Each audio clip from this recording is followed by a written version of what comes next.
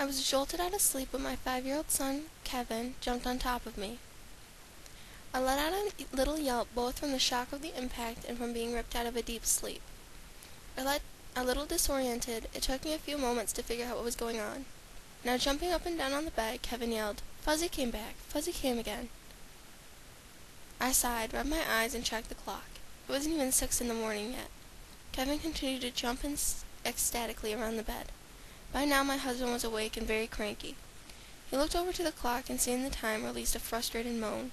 "Jesus, kid, can't you wait until at least 6?" he murmured sleepily. He too had been sleeping soundly. Fuzzy came again. I told you he would. Kevin was too excited to care what time it was. It could have been 1 in the morning for all he cared. "He's back! He's back!" Fuzzy, as he called him, was what we assumed was Kevin's imaginary friend. He described him as a fuzzy, colorful creature that arrives in magical mist through his window every night, and they play together. Kevin claimed that he would change colors and even shape, but he was always fuzzy. My husband and I both dismissed this as imaginary friend phase, as we lived in a somewhat rural area outside a minor city, and there was no one around to play with. Every morning he would tell us what he did with Fuzzy last night.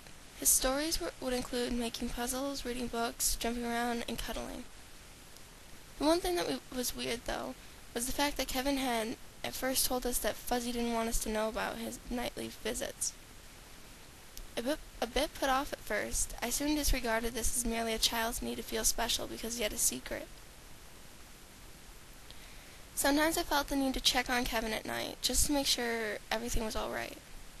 The main reason I didn't was because Kevin was a very light sleeper, in contrast to me and my husband, who were very heavy sleepers, and I didn't want to run the risk of waking him up. Kevin had stopped talking about Fuzzy a couple months back, and we just assumed that he had grown out of it. I didn't see anything wrong with Kevin bringing Fuzzy back. I was happy as long as he was happy. I was a housewife, my husband worked in the city and was gone pretty much all day, so I cared for Kevin, as he wasn't in school yet.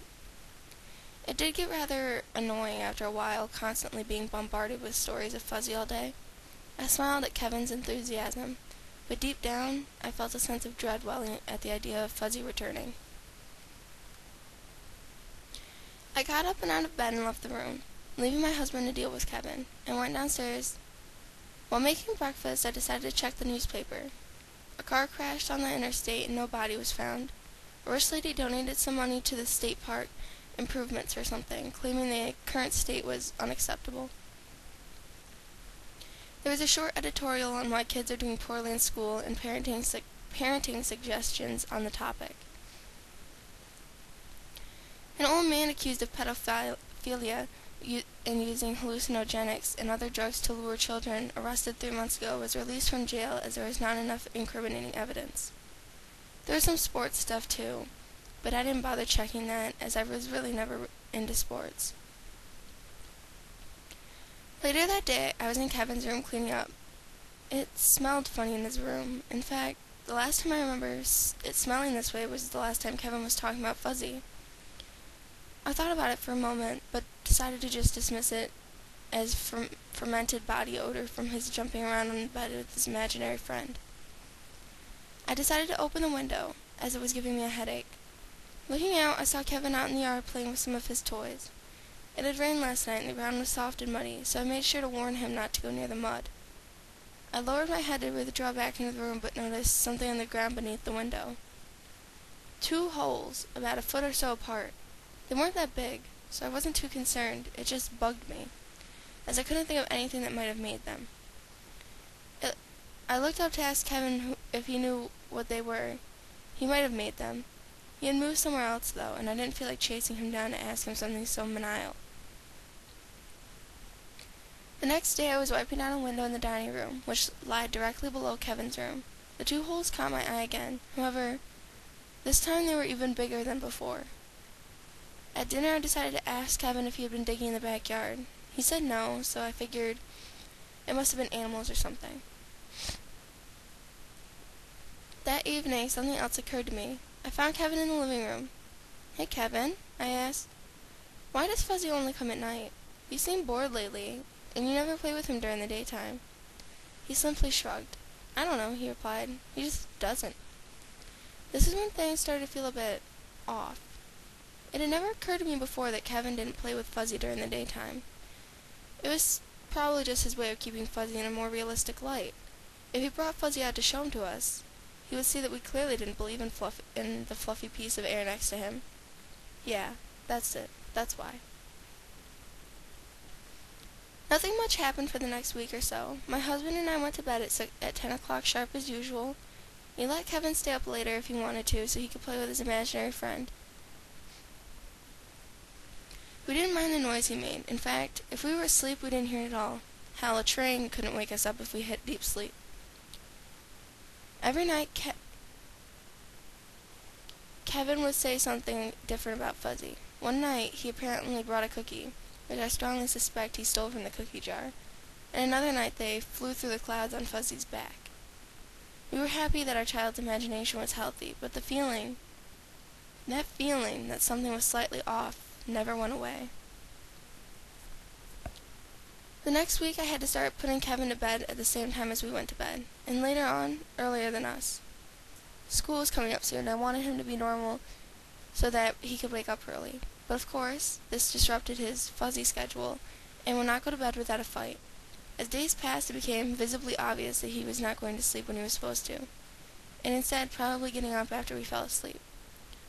Dark circles under his eyes formed, and he was whinier than ever, and almost impossible to deal with, leaving me utterly exhausted every day. Needless to say, I had no trouble falling asleep that week.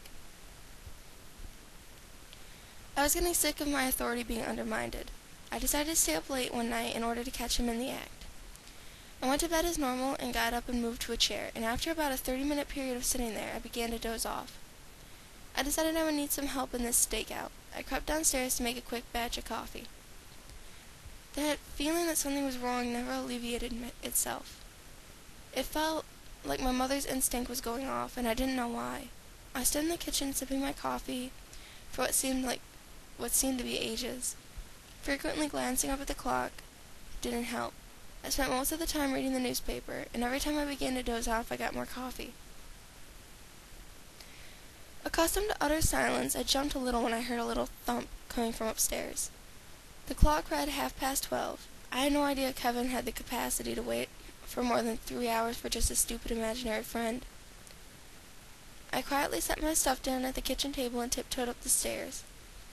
I made sure to avoid the creaky steps as I slowly ascended into the darkness of the second floor. Just as I reached the top step, I heard Kevin's voice from down the hallway. "Fuzzy!" It was now blindingly obvious that Kevin was awake. I heard another thump from Kevin's room as I slowly made my way down the hallway. I thought about calling out his name and scolding him right then, but decided against it, as it would only serve to alert him of my presence and allow him to retreat under the covers and pretend he was asleep. The feeling that something was wrong grew from minor to almost unbearable. A soft hissing noise came from his room, and now within earshot, I reached the door. Gulping, I silently gripped the handle, turned it, and pushed inward. As I was opening the door, Kevin's bedroom window came into view. It was wide open, and in it, a ladder. I flung the door wide open and nearly fainted. In the middle of the room was an incredibly hairy, naked old man wearing a gas mask, and he was feeding hallucinogenic gas up Kevin's nose.